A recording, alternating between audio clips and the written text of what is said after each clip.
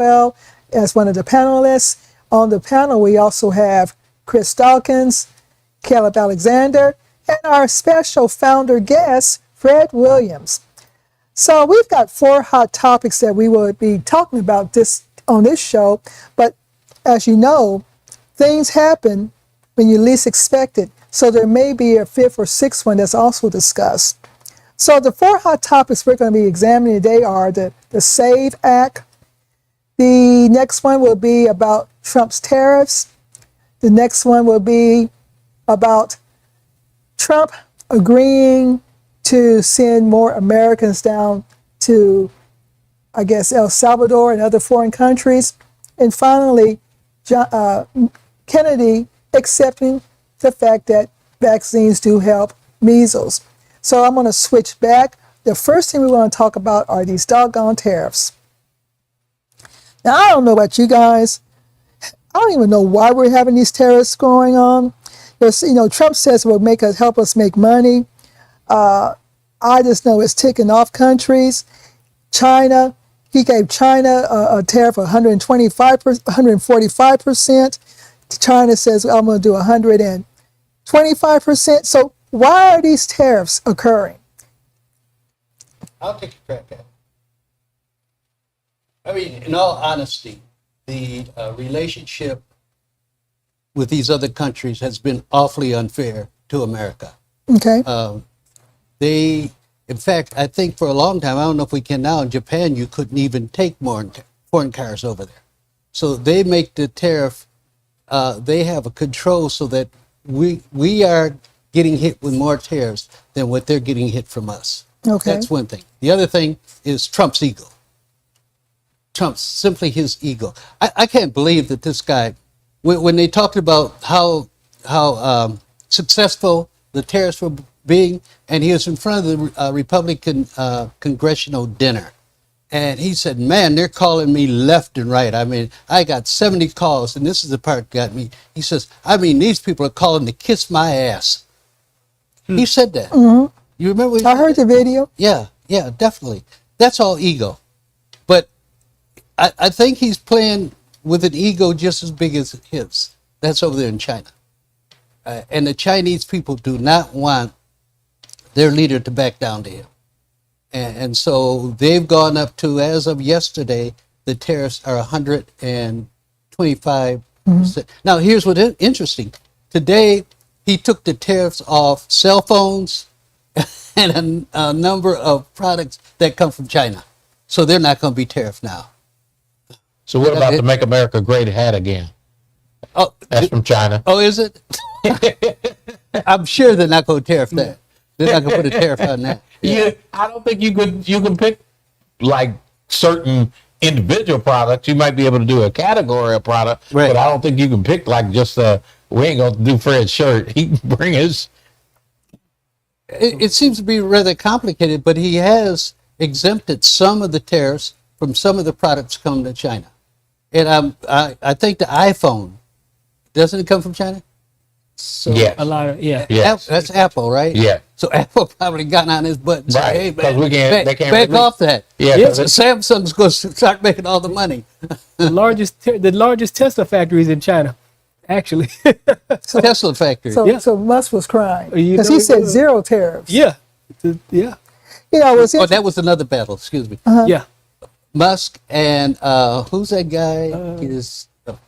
Guy went to prison for a while. In other words, they're into a battle because this guy favors Steve Bannon. No, the Commerce Secretary. Oh, I thought it was the Commerce Secretary and the tariff, the trade secretary. And also the Commerce Secretary. They hate each other. So they're saying the tariffs are good. Yeah. And of course, Musk wants him to drop the tariffs. Well, it's interesting. Even one of the Koch brothers has filed a lawsuit behind the tariffs. What? The Koch brothers? The Koch brothers. Yeah, they filed a lawsuit. Now, it's interesting. We're focusing so much on the tariffs. What happened this week? Well, we know the market has dropped. It had dropped tremendously, right? Mm-hmm. And at some point, he said, this is a great time to make money. I should have bought something. He told his people, go and buy. Marjorie Taylor did. Mm-hmm. And he did. Trump's. Well, they're after Marjorie Taylor now. Yeah, Trump did it too. Democrats are asking for an investigation. Yeah. On what is it called? Inside trader. Insider trading, and she took advantage of it. Yeah. So they all knew was coming. He actually said it. I mean, it was a huge transfer of wealth. He manipulated the market. He got the market to evaporate almost $7 trillion in wealth, and all of that wealth came from people's portfolios, their stocks, their investment, their retirement. All of that evaporated. All his people bought. Right.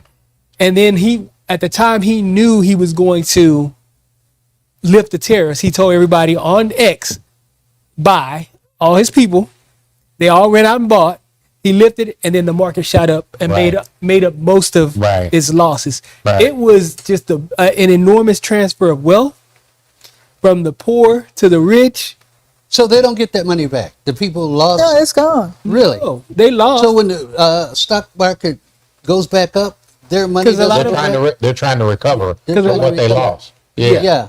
But what happened is a lot of people sold and moved into bonds. Yeah. So they sold all that, and then these people came and scooped this up at the low prices. Right. And then the market shot back up after a lot of the people had already moved their wealth to bonds. So it was an enormous transfer of wealth from the poor to the rich in one day. And these people, they got to do it again. And see, the thing is, I don't know who the inside person is, but that person filmed Trump in the White House in the Oval Office with Charles Schwab and some other folks talking about, you made money, you made money, you made money, we all made money. He sure did. The entire administration is just about milking poor people grifting on behalf of the wealth. That's all this is. This is a transfer of wealth to Trump and his buddies. Well, I'm really struggling with how dumb the American voters, not blacks, we didn't vote for him. Yeah. Well, how dumb these white voters are. They still support this guy. Yeah. And you see them right now. They're sitting out there. A lot of them are crying, talking about, well, I couldn't believe it. We all told you what he's going to do to Social Security. And they're all standing out there and talking about protect Social Security. This man is firing tens of thousands of people from Social Security. You already can't reach anybody when you call. And he's firing all the Social Security workers. I mean, they're threatening really. It's been the Republican Party's lifetime goal to privatize Social Security. And we all warned them and told them and if somebody keeps telling you repeatedly, how can you say you didn't know it was going to happen? We kept telling you it was going to happen. You know what I mean? And so we're in for it. We're in some trouble for it. Well, do you think it's becoming a cult? Absolutely. You do? Absolutely. And the crazy part is, and this is another thing, to your point, China. China's not going to back down. No. J.D. Vance called them peasants. And now it's a matter of pride for China. And China said that. It is. China said that. Yeah, it's a matter of pride. He called them, he said, we're paying peasants to make stuff for peasants and we're buying from peasants. He repeatedly called the Chinese people. China views itself as a great historic nation. 2,000 years. Against this little piddly 200 years. Yeah. And he called them people peasants. Yeah. You know what I mean? So I mean they're not gonna back down. They're not. So I wonder what's gonna happen with Temu. You get a pen from Temu. You can get 10 pens from Temu for $12. Well, now it's gonna be about $25 or $30. Yeah. Still be cheaper than what you're gonna get it from anywhere else. Well, gas is going down, isn't it? That's about the only thing going down is gas. Eggs went back up. Did it? Yeah, eggs went back up. Eggs went back up. Wow. I will tell you this: if you go to Trader Joe's, you can get eggs a lot cheaper. I know. I paid $8 for some Cheetos today. $8 for a bag of $8 for a bag of Cheetos. Yeah. Wow. That was crazy. In day one, all the prices were coming down. Remember? Day one. Yeah, that was the promise. Yeah. Well, it's going to hurt us. It's going to affect all of us in all kind of ways. So we just might as well, be friends with one another. Can I borrow some eggs from you? If you say no, I'm going to go somewhere else to get back. Borrow some eggs. Yeah. If he say no, I'm coming in and getting his refrigerator. Eggs. You know, Pretty soon you got to trade gold bars for eggs. Pretty soon. you know, I'm going to hide the chickens from, I'm the HOA president in my community, and I've been trying to figure out how to put a chicken coop in my backyard without my neighbors telling on me. It's a hard sell, but you know what? Somehow we're going to make it. Yeah, I have to believe that. That's the only way I can wake up in the morning. Somehow this storm will be over, and a whole bunch of folks will be in jail. Who, Trump? I hope. No, the Supreme Court is protecting him. Remember, anything he does as president is immune. So But he still has that other case. he can bilk. No, he still has that other Yeah. case where he is. I got a couple questions though on that. I think that what Sharon is saying is what a lot of Americans are saying. People are taking the attitude, this is going to pass, and we just got to get through this rough patch. And their attitude to me is, we're going to keep socking it to you until you can't take it no more. Okay? And by that time, it's going to be too late. There's not going to be anything you can do about it. So a book, now this is a fairy tale, but who would have thought that Dr. Seuss, when he wrote the book, How the Grinch Stole Christmas, was kind of like a portal into where we are now. We've got this Grinch, Trump and gang, that's stealing all kind of stuff. But at the end, the people didn't have anything, but they were singing around the tree. They were still, you didn't take their spirit. So, yeah, they're not going to take our spirit. They may try to take everything else, but it's our spirit that we got to hang. This guy ain't got to grow a heart. Okay. So let me really say, and this is going to get really down and dirty with it. A lot of people want to rely on God in this time. And my question is that a viable means of what we should be looking at now? Ooh, I'm not touching that. Well, I'm going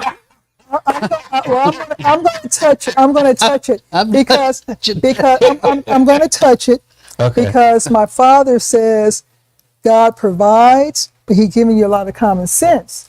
So if we know that you've been hearing, the preppers saying prep, and if you're not prepping, and then when it comes time to where you need those extra supplies, and you didn't start prepping, you weren't like that little ant that was always preparing, that's on you. Mm-hmm. And that's how I believe it. Prep. You know that we say to go get stuff, stock up. You need 3 months supply, for example, of food, right? And if you're not preparing for those 3 months in advance, to me, God has given you the signal, what you need to do. But a lot of folks choose to ignore. And then when it hits the fan, then it starts saying, can you help me? But the problem with that is, I agree with you, but there are people who can't plan 3 months in advance. No. They're trying to make it through this month. There's no way. Or even this week. Make it through this week, yeah. And they can't do that. For others, they can think rationally, but some folks are in such a dire condition they cannot think rationally. Right. No, and even to touch on that, Chris, though, I was always told the Lord helps those who help themselves. And so, if your faith brings you tremendous comfort, then lean into it. You know what I mean, and understand that that tough times don't last. A lot of times we get into a situation, we think, oh my God, this will be forever. Or when something good happens to us, we say, oh my God, this can't last. You know what I mean? So it's 6 on one way, half a dozen on the other. So, but I mean, if your faith brings you comfort, then lean into that faith. But also faith without works. You know what I mean? So you have to have faith, but you also have to take action. But Fannie Lou Hamer, that was her famous saying. You can pray all you want. God's just not going to drop it in your lap. Exactly. Yeah.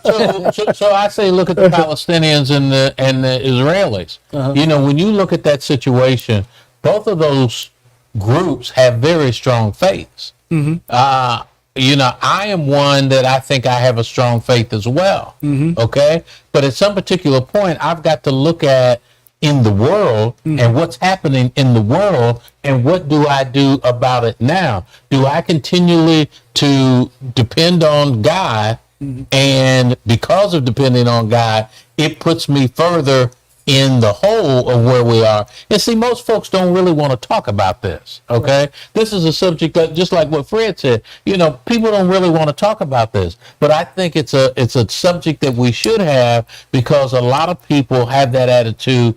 To me, kind of like what Sharon said, is that you're kind of going to put it in the faith, and that these times hopefully will pass. But again, it's faith without works. You have to have faith to sustain you, to sustain your action. Okay. You know what I mean? So you have to take action, but you lead on faith to sustain you while you're taking that action. Okay. You know what I mean? Okay. The two are not irreconcilable. You know what I mean? You believe, you have your faith, but you also use that faith to sustain your forward action. You know what I mean? So, and as far as the Israelis and Palestinians, both communities are communities of tremendous faith. Mm-hmm. But what they're facing are the actions of man and the greed of man. Are we not facing that now? You know what I mean? Are we not Absolutely. We're facing the actions of man and the greed of man, and we have to have our faith to sustain us through while we take action, and we take action through. I'd challenge that. That. Okay. From the standpoint, there's no way a country can bomb and kill children, and then cut off food for them to eat. There's no way a country that can starve a whole race of people be religious. No, I agree. Be religious. No, I agree.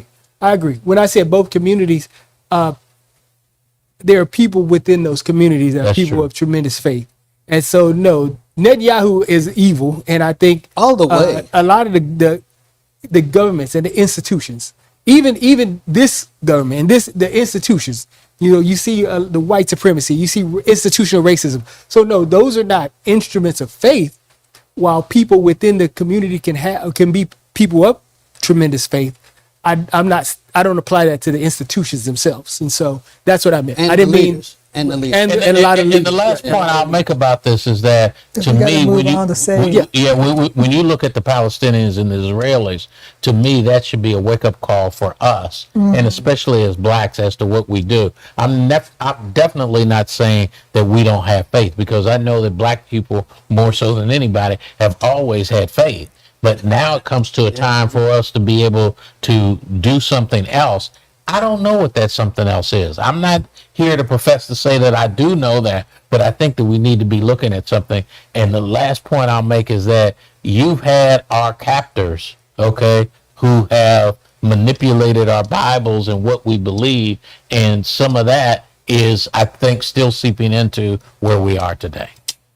All righty. Well, let's move on next to the S.A.V.E. Act. Now, I've been trying to keep a very close eye on this particular one, and this is the Safeguard American Voter Eligibility Act. And basically, it's called the S.A.V.E. Act.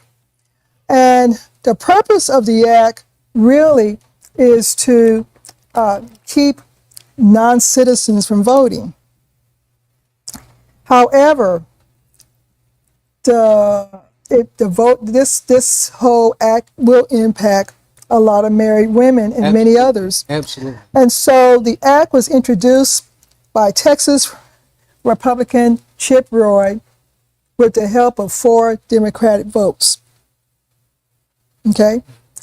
And so now it's going to the Senate. And so basically, what's going to be happening here is, this is another form of Jim Crow in terms of voting. This is another way, this is straight out of the playbook from Project 2025. And so what they want to do here is to, you know how you can go to the voting booth, show your driver's license and your car, and you can go on and vote. Well, now you can show your driver's license, but you have to show proof of citizenship. So a lot of women who get married give up their maiden name for their husband's name. Okay? So there's 3 ways that you can prove that you're a citizen. 1, your birth certificate. 2, with a passport. Or 3, military papers.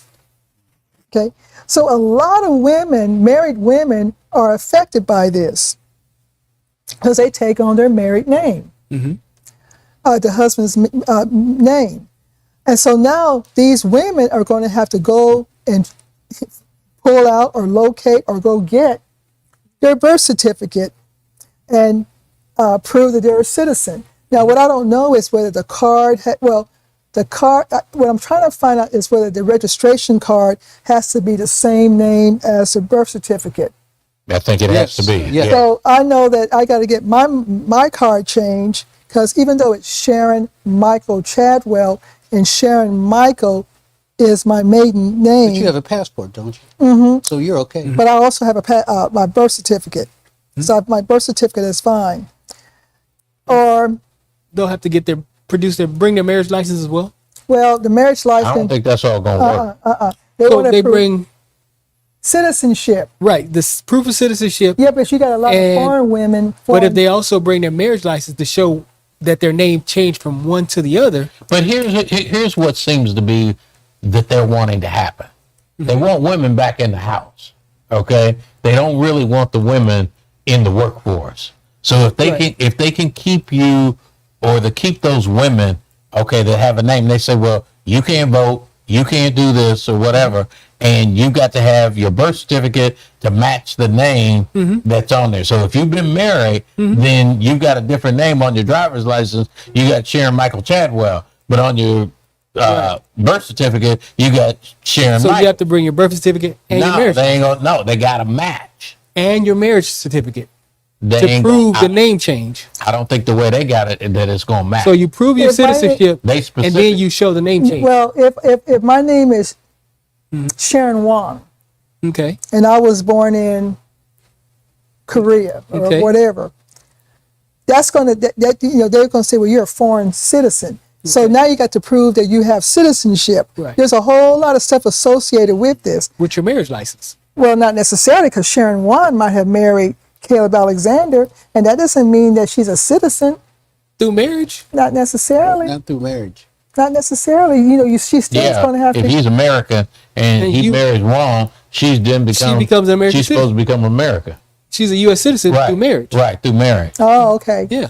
He's right. Yeah. I was thinking it was a green card effect. No. No. You become No. a U.S. citizen through marriage. Right. Okay. Why didn't that happen to the guy that they took out of Maryland and put him in the prison? Because they make His wife is a citizen. right. So why didn't he are they- become an one, are they American? officially married, or is it common law marriage?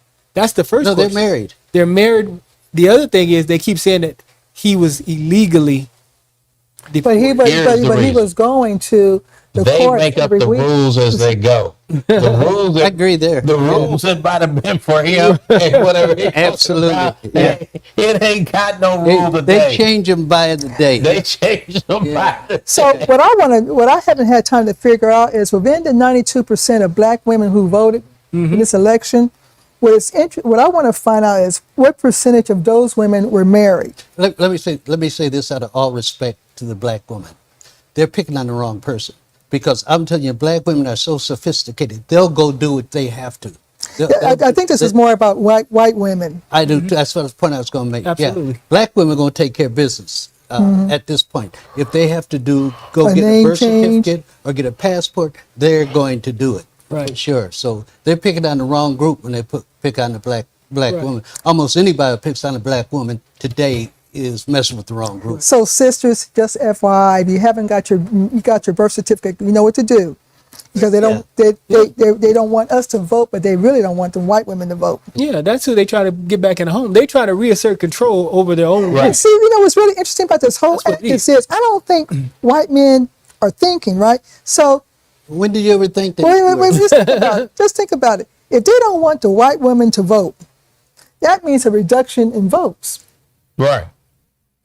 Right. In the meantime, But by restricting all women, it takes away a vast voting block for the Democratic Party, which are black women. Right. So by restricting all women, they're willing to sacrifice white women in order to restrict black women Right. and liberal white women. Right. And they're not giving black women the credit that we just talked about. Well, They're gonna We're gonna- believe that black women aren't not gonna be able to do that, and they're not gonna be able to vote. So they're putting black women in that category.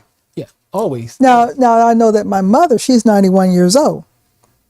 I've already found her birth certificate. And what we're going to do is we're going to get her name changed on her voter's registration so that she can continue voting. And that's the other issue. You've got a group of people in there, especially in those backwoods areas like the Appalachian Mountains and things like that, who may not have a formal birth certificate.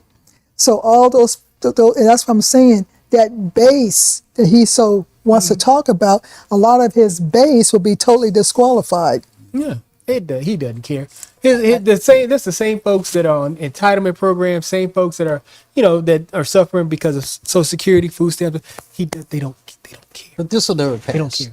It's going to die in the Senate. They don't care. Yeah, Yeah. it's going to die in the Senate. They'll filibuster it, and they won't be able to get the 60 votes to invoke cloture. Well, see, that's what I mean. In the Senate. You say that, and I hope that you're right, but it seems like to me, these folks still do whatever they want to do. It don't make no difference whether they pass a law. They passed the law. Wait a minute. They've passed the law. It goes to the court. The court makes a decision, and the administration say, well, we still ain't doing it.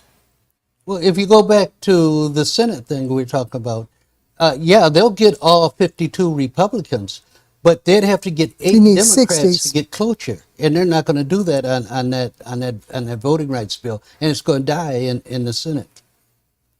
So I don't think it's going. I'd be surprised if 8 Democrats. I say this administration will do it whether they got the votes or not. They ain't. I haven't seen much come out of Congress, period. Right. To do anything to the contrary. He may try to just do it by executive Just order. do it. Yeah, just do Well, it. they now have a bill in Congress. I don't know where it's going to go to do away with the executive order. Congress can do that. Yeah. They can see it's no longer in existence, or they can do it. label. They can give a certain amount of executive orders a president can do in a 4-year period. Because this guy's done over 100. And They'll fight it. It'll go Right. to the Supreme Court. Republicans probably wouldn't back it. And it's just like, what kind of cockamamie crap is it that you talk about what he's doing now and what's going to happen and how it begins to be changed based on just what they want to do? The other thing, I'm just kind of being, snarky right now, but I thought that most presidents sign executive orders with Mont Blanc pens. It looked like he's using a Sharpie. Oh yeah. Hey, have you seen that signature? Yeah. It makes no sense at all. He don't make any sense. So that's his signature. I'm surprised that you have all of the traditionalists in the Senate who are not doing more to preserve congressional power. That's what's shocking to me. It's coming. I think so. It's coming. I think Did you see what John Cornyn said yesterday? No. He said, I'm for the president all the way. Because he's going to have a challenge now Paxton. from Paxton, yeah. So he says, hey, I've been with the president. I voted with him for a long, and I'm with him all the way. Those guys are not going to give up. I've argued this all along. From the That beginning. power. They're not going to give up that power at all. And when they see that happening, they're going to turn on Trump. Oh, yeah. And what Cornyn's going to have to do, he's going to start taking Trump's approval rating in Texas is now down to 47%. Unbelievable. 40, and it's going to keep dropping. When he sees those statistics, then he will be able to change his position because he knows he can't. See, the big problem, as you all know, is being the primary. They want to primary him and beat him there. And Musk will go throw $1 zillion.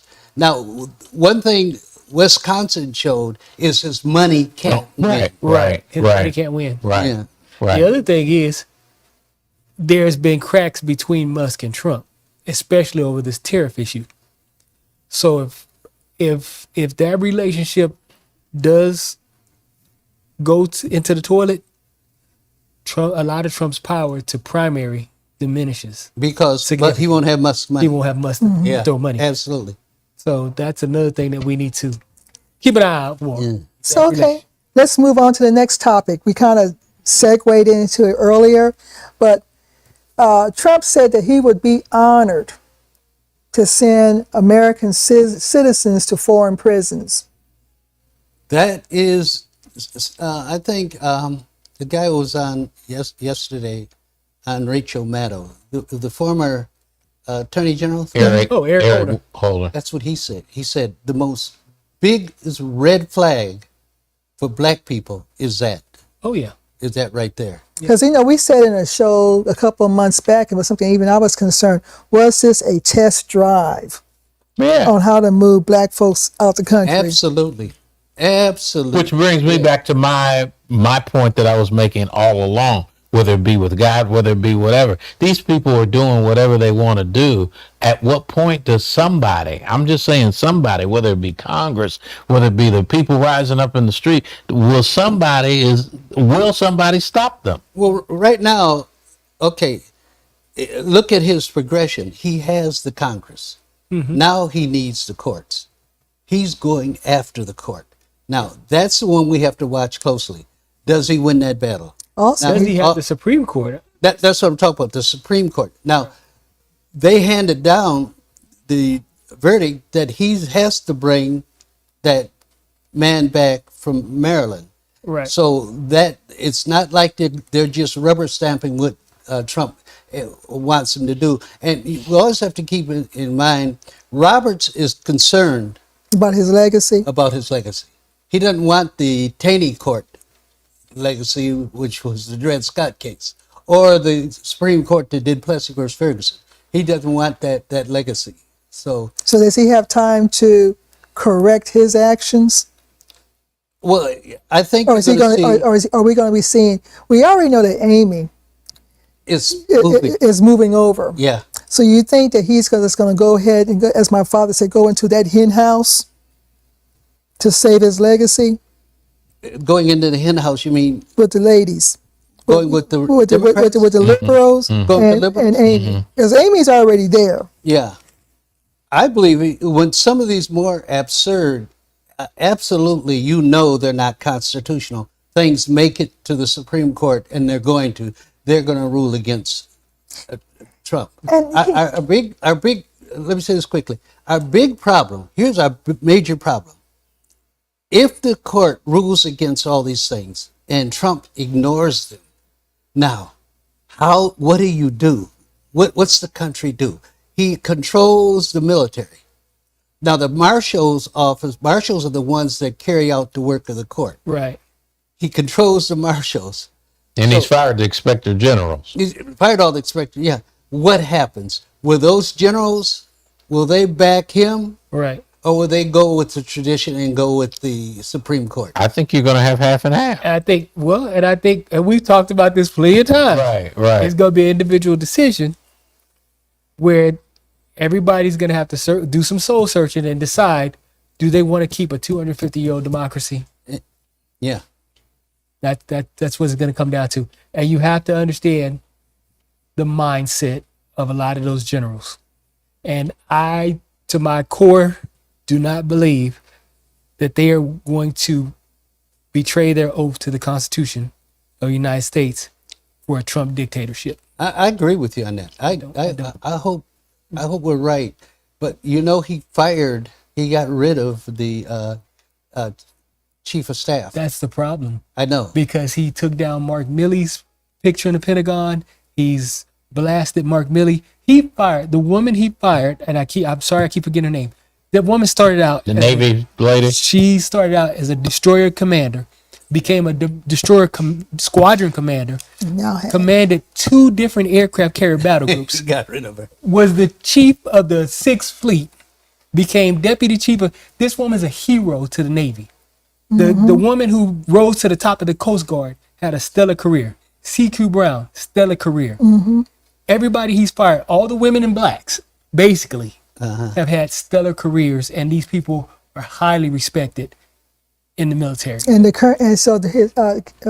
General Brown's replacement just couldn't get promoted. Had to get waiver after waiver. He couldn't get promoted. He retired, hadn't he? He retired because he couldn't get promoted. It's either up or out.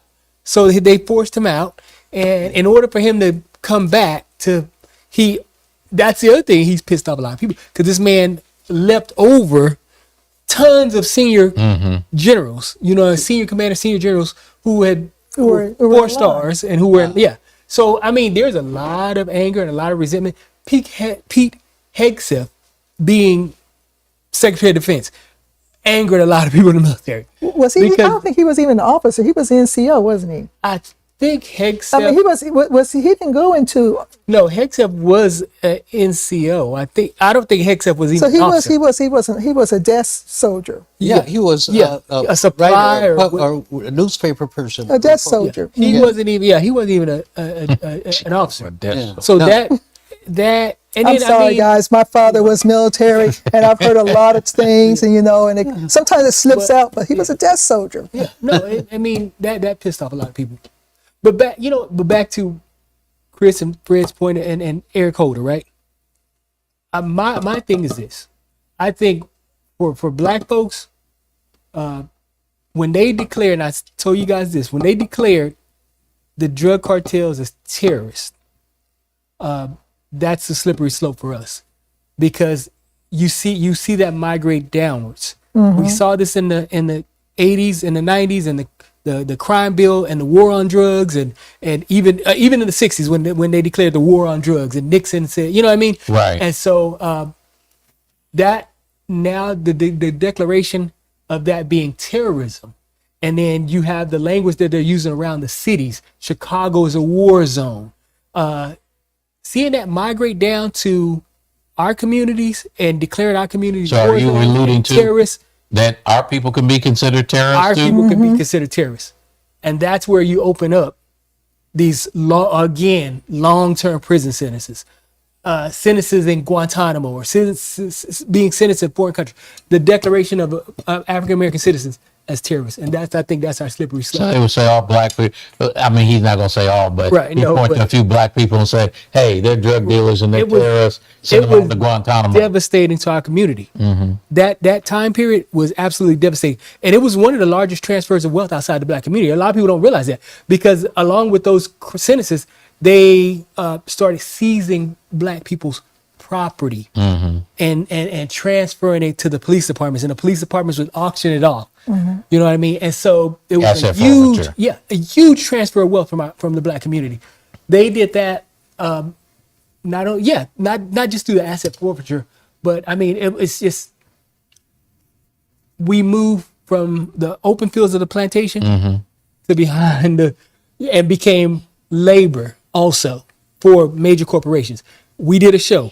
Every single major corporation is intertwined with prison labor. You can be calling remember the show we did. People were checking out at McDonald's and KFC and going to work, Right. and then going back to the prison. Well, we're going to have a guest on in a couple of weeks That's right. who was a resident Right.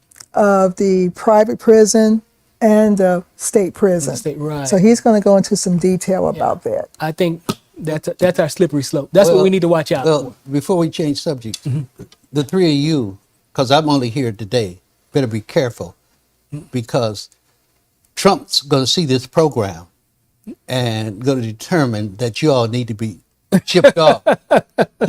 Shipped off to Guantanamo. I'm self-shipping. Yeah, you self-shipping. I hear you. I'm self-shipping myself, so you ain't got to worry about me. Well, our last topic. Robert Kennedy Jr. has been very, very controversial on his stance on vaccines. A couple of weeks back, he went to the funeral of a child in Texas who died. And I don't know whether during that funeral, as my mama said, he had a come to Jesus meeting and had a different perspective on the effectiveness of the RMR, which is rubella, measles, and something else. But all of a sudden, he says, yeah, it's effective. So Measles vaccine. the measles vaccine, which is tied into that RMR vaccine. So now it makes you wonder, is he going to go back and forth on vaccines? Is this a guilty conscience acceptance of vaccines? Is he going to turn around and a few months later, I changed my mind after talking to Dr. Seuss. I've changed my mind. It's not effective. So what's going on? What is going on? He wants to keep his job. Exactly. That's what I was gonna say. He wants to keep his job. Yeah. You need Texas. You need Texas to counter California. That it's politics and that's Say that again. You need Texas. You need Texas electoral votes to counter California's electoral votes. Okay. They're the closest. Yeah. We're the closest thing that can cancel out a lot of those California electoral votes. So, and the simple fact that you have a crisis that started in West Texas that spread that eventually made its way across I-10 all the way to Houston, Texas, and It spread could be to East slowing Texas. up. Yeah. I So see. I mean, it's and I'm sure he was hearing from a lot of people in Texas. Absolutely. A lot. Yeah. So his stance on, he's been talking a lot about what's the thing that the kids get? Autism. Autism. He's been talking a lot about autism. He's going to find out. He's evidently. Everything causes autism. Well, he said he's going to find out in a couple of months. Yeah. What is the how autism Right. originates? Doesn't he have someone going to study it or something? He's going to study how Right. If it's caused by measles. Yeah. Well, he's got Dr. Trump. I think Dr. So he there had needs to be a study that relates the epigenetics, right? And the tragedy and the legacy that's passed down from slavery, because our kids are diagnosed with autism more than any other kids. You know what I mean? Now, I don't know whether it's misdiagnosis or whatever it is, but there definitely needs to be a study about that passed down trauma. You know what I mean? And it's passed down trauma that makes its way not only from the legacy and pain and the internalism of slavery, but malnutrition and Jim Crow and the terrorism that came afterwards. Right. Let's study that. This is a little bit off from what we're talking about, but I think it was Trump's nephew, his brother's son, was very, very sick with some kind of disease. Yeah. And Trump said, just let him die. Yeah. Sure did. Yep. Just let him die. Yeah. So if you would feel like that towards your nephew, how would you feel about everybody else? he don't know me. He doesn't care about anybody but Trump. Right. That's it. I think if Barrett had it, he'd be like, let him die. He doesn't care about anybody but Donald Trump. How could you say somebody, even if you almost didn't know him, let him die, Fred? How do you do that? Because he got the same mentality of a Netanyahu. Well, there was an article that came out to where when these planes were taking these people down to El Salvador or wherever they take them, and if the plane crashed, the crew has already been told, take care of yourself, don't worry about them. What? Mm-hmm. I'm out of here. Can you imagine how far we've gone from Jimmy Carter to Donald Trump as far as caring about people? Yeah, as far as care. Hell, even George Bush Had and more. and he had people. A lot of people don't realize this. He had the largest aid program of any president That's right. to Africa. Yeah. So it's a change. Yeah. Well, you guys have anything else you want to contribute to Hot Topics? Yeah, I do. Chris, you need to stay in the United States. We can't afford to lose brothers like you because we're in a battle. We're in a battle that is. I'm retired. You're not retired. I'm gonna let you get your musket and go ahead and deal with it, but no, not me. I'm I through. concur. And Chris, if you still going, just make sure you got my bedroom. just make sure. The other thing is that I am just ecstatic today to have Fred join us again, and it brings back It is. good old days and the great memories, and Yeah, he needs to do it more often. Fred told me the other day when I called him, I think I want to come on Hot Topics. What are you guys talking about? Hey, come, just always come. It's mic Wonder up what and happened. sit down. Yeah, absolutely. Brings back old memories. Yes. Well, We didn't do too much fighting, me and Chris. You and Chris, yeah. Today. Yeah. before That's we because he's sitting on the left of me. Yeah. If you were sitting over We here, would have been fighting. Before we sign off, we want to thank Carl Booker, who is our producer, our director, our supporter. And we also want to thank you, our audience, who attend each week, put in comments. We take the good, the bad, and the ugly, but we do appreciate those comments. And with that being said, this is Contemporary Black Voices, where we tell our story our way.